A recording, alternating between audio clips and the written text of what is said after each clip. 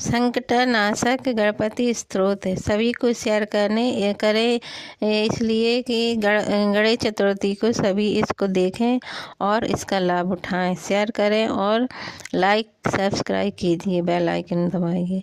पहला, भक्तों की इच्छाएं पूर्ण करने वाले गौरी पुत्र विनायक के सामने मस्तक शीश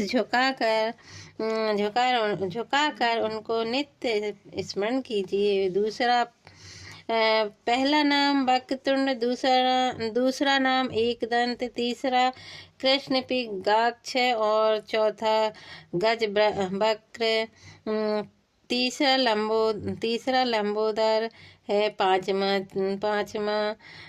छठा विकट विघ्न राजेंद्र, सातवां और द्रुम बाण, आठवां नाम है नमो, चौथा नौवां भालचंद्र, 10वां विनायक, 11वां गणपति और 12वां गजानंद। पांचवा इस 12 नामों को जो प्रातः, दोपहर और सायंकाल को 3 बार सभी सिद्धि प्रदान करने वाले प्रभु का चिंतन करते हैं, उन्हें किसी भी विघ्न का सामना करना नहीं पड़ता। छठा, जिसे ज्ञान की इच्छा हो उसे ज्ञान, और जिसे संपत्ति की इच्छा हो उसे संपत्ति, जिसे पुत्र की इच्छा हो उसे पुत्र, और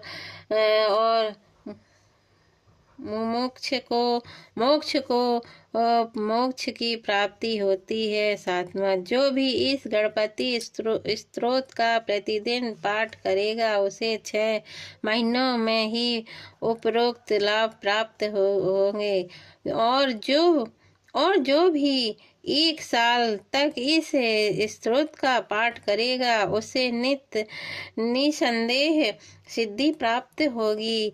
8वां, यह स्तोत्र लिखकर जो 8 ब्राह्मणों को अर्पित करेगा वह गणपति जी की कृपा से विद्वान होगा। जो भी इस गणपति स्तोत्र का एक ही बैठक में 144 बार एकाग्रता से पाठ करेगा उसकी कोई भी मनोकामना पूर्ण होगी, सभी मनोकामना पूर्ण होगी। ऐसी इस स्तोत्र की महिमा है। इसको सभी शेयर कीजिए, सभी को शेयर कीजिए और लाइक कीजिए।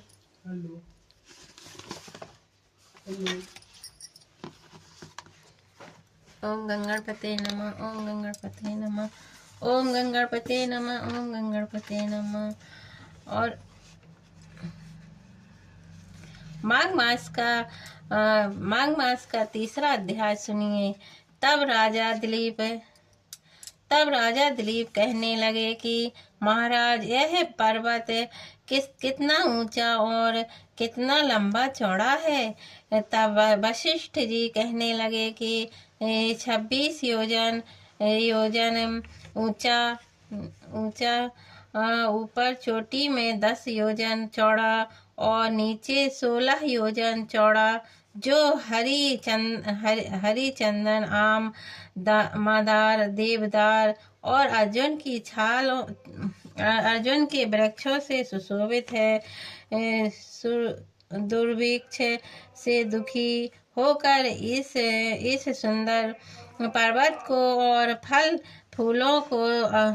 फूलों से परिपूर्ण देखकर भृगु वहीं रहने लगे, और यह पर कंदारों वनों और उपवनों में बहुत दिनों तक तप करते रहे।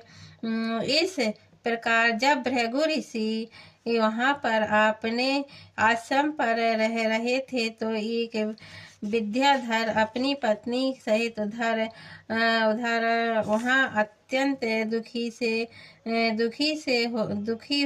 थे। उन्होंने भृगु ऋषि को प्रणाम किया और ऋषि ने बड़े मीठे स्वर से उससे कहा कि हे विद्याधर, तुम बड़े दुखी दिखाई देते हो, इसका क्या कारण है। तब विद्याधर कहने लगा कि महाराज, पुण्य के फल को पाकर, स्वर्ग पाकर तथा देवतुल्य शरीर पाकर भी मेरा मुख व्याधि जैसा है। यही कारण मेरे दुख और अशांति का है। न जाने किस पाप का फल मेरे चित्त में चित्त की व्याकुलता का दूसरा कारण भी सुनिए। यह मेरी पत्नी अति रूपवती, मीठे वचन बोलने वाली, नाचने और गाने की कला में अति प्रवीण, शुद्ध चित्त वाली, सातों स्वरों वाली, वीणा को बजाने वाली, जिसने अपने कंठ से गाकर नारद जी को प्रसन्न किया, नाना प्रकार के नाद से वीणा बजाकर कुबेर को प्रसन्न किया, अनेक प्रकार के नाच, ताल और शिव महाराज जी भी अति प्रसन्न और रोमांचित हुए। शील, उदारता, रूप तथा यौवन में स्वर्ग की कोई अप्सरा भी इस जैसी नहीं है। कहाँ ऐसी चंद्रमुखी स्त्री और कहाँ मैं व्याध मुख वाला। यह चिंता सदैव मेरे हृदय को जलाती है। विद्याधर के ऐसे वचन सुनकर तीनों लोकों की भूत, भविष्य और वर्तमान की बात जानने वाले तथा दिव्य दृष्टि वाले ऋषि कहने लगे कि हे विद्याधर, कर्म के विचित्र फलों को प्राप्त होकर ज्ञानी पुरुष भी मोह को प्राप्त हो जाते हैं। मक्खी के पैर जितना विष भी प्राण देने वाला हो जाता है। छोटे छोटे पापों का फल भी अत्यंत दुखदायी हो जाता है। तुमने माघ मास की एकादशी का व्रत करके द्वादशी न आने तक शरीर में तेल लगाया। इस पाप से व्याध हुए। एकादशी के दिन उपवास करके द्वादशी को तेल लगाने से राजा पुरुरावा ने भी कुरूप शरीर पाया था। तब वह अपने कुरूप शरीर को देखकर दुखी होकर हिमालय पर्वत पर देव सरोवर के किनारे पर गया। प्रीतिपूर्वक शुद्ध स्नान कर कुशा के आसन पर बैठकर भगवान कमल नेत्र, शंख चक्र,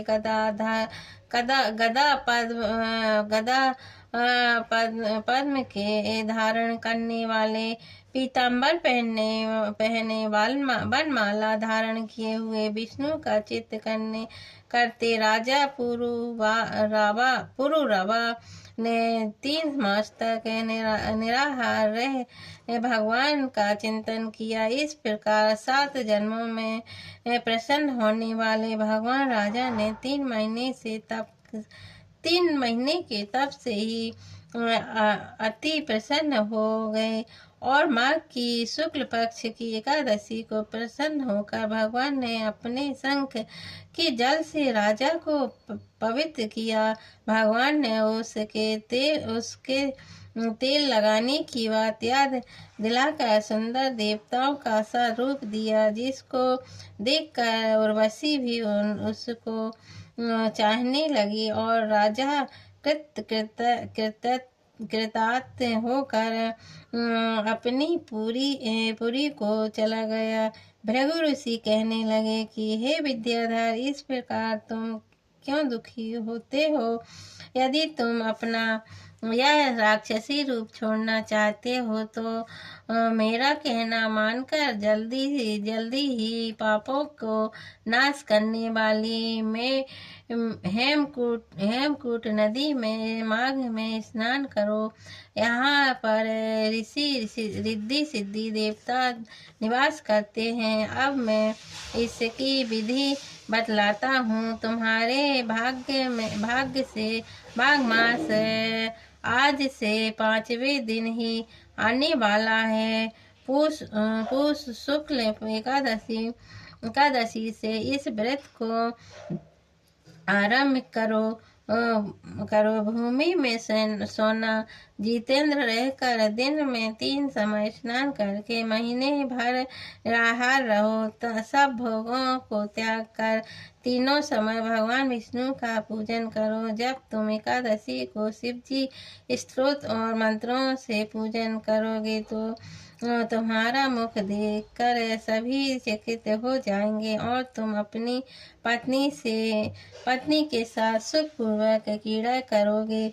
माघ मास के प्रभाव को जानकर सदा माघ में स्नान करो। पाप और दरिद्रता से बचने के लिए मनुष्य को सदा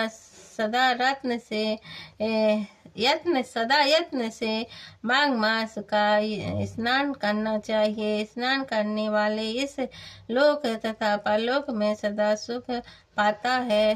वशिष्ठ जी कहने लगे कि हे दिलीप भृगु जी, यह वचन सुनाकर वहाँ विद्याधर अपनी स्त्री सहित उसी स्थान पर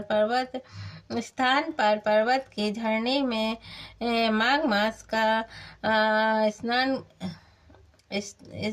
करता रहा और उसके प्रभाव से उसका मुख देवता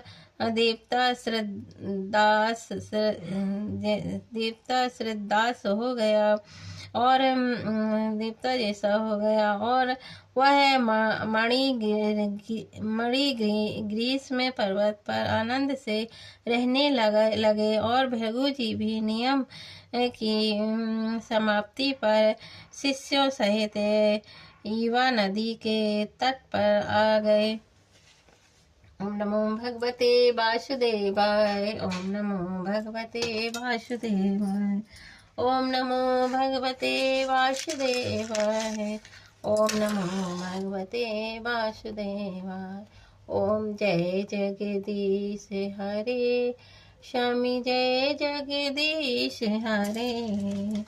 भक्ति जनों के संकट छड़े में दूर करे।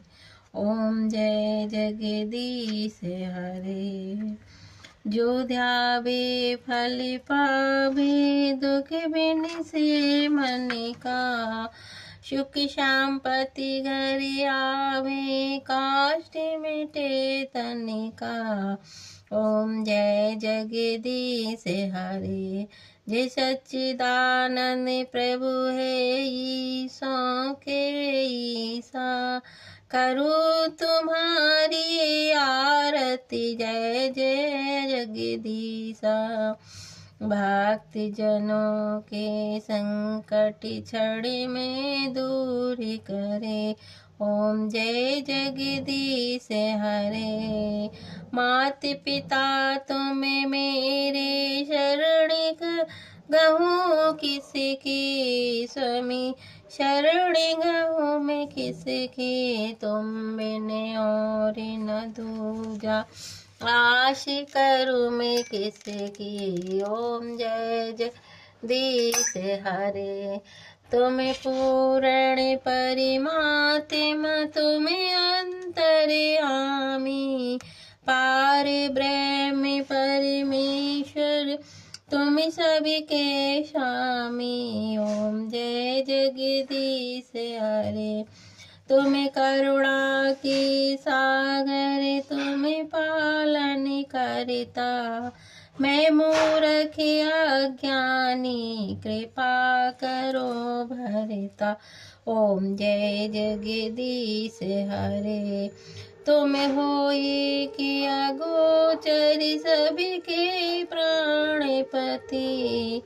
किस विध मिलो दयामय मैं तुमसे घूमती। ओम जय जगदीश हरे। दीन बंदे दुख हरते तुम ठाकुर मेरे। असमी तुम रक्षक मेरे। अपने हाथ उठाओ शरण पड़ी में।